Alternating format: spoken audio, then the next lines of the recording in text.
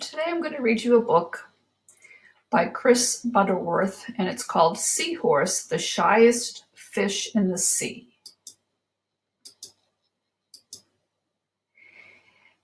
And maybe you can pause this later or when you watch this again. It shows you all different kinds of seahorses. And one I thought was really interesting is this one right here is the lemur-tailed seahorse. We've read about lemurs, and this one is a seahorse that sort of has a tail like a lemur. In the warm ocean, among the waving seagrass meadows, an eye like a small black bead is watching the fish dart by. Who does it belong to? Seahorse, one of the shyest fish in the sea.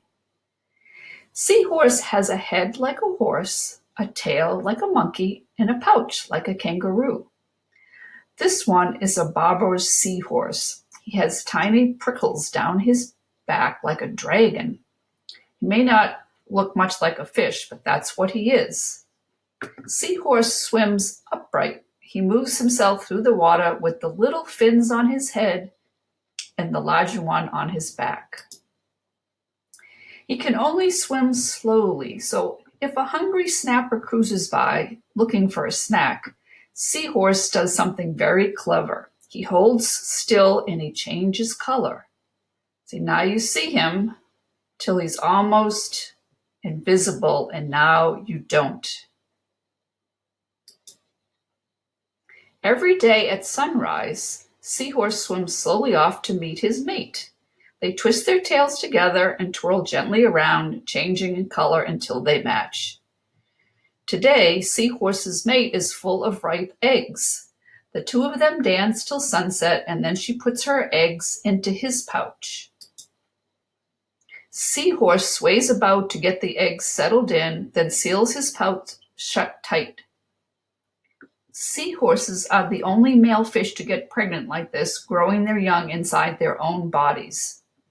Safe inside, the dots in the eggs begin to grow into baby seahorses. They break out of their eggs and keep on growing, every one with a head like a tiny horse and a tail like a tiny monkey. A few weeks later, Seahorse finds a quiet place to hide among the corals. It's time for the babies to be born. He works hard all day and through the night, bending, squeezing, and pushing, shooting hundreds of babies out of his pouch.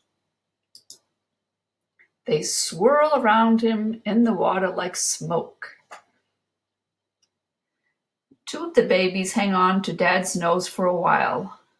And I can't read the rest there. Something about the first and biggest thing they've seen. But when they let go, they are so tiny and light that the current soon floats them away. This new seahorse is only as long as your eyelash, but she can find her own food right away. Her eyes move separately from each other. One can peer up while the other one looks down, so she can spot food coming from any direction. With one quick slurp, she sucks her catch into the end of her snout and swallows it whole. Seahorses don't have teeth. When she is big enough, Seahorse curls up her tail and sinks to the seabed. She is safer there. Her camouflage protects her, and if a storm scoops the sea into huge waves or passing boats send currents sweeping by, there are plenty of things to hang onto. When she is even bigger, Seahorse picks one patch of reef as her home. She wraps her tail around a coral branch. This is her holdfast. Whenever she goes, she'll keep coming back to this holdfast.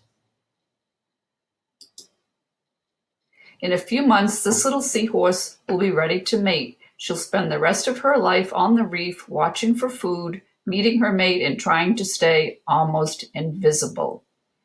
Who's that peering from the coral? Shh, she's a seahorse. And that's the end of this story. And here is another page showing you all the different kinds of seahorses. Here's a little one, a dwarf one, a short-headed one. This is the one we were reading about, Barber's seahorse. It's very, very interesting.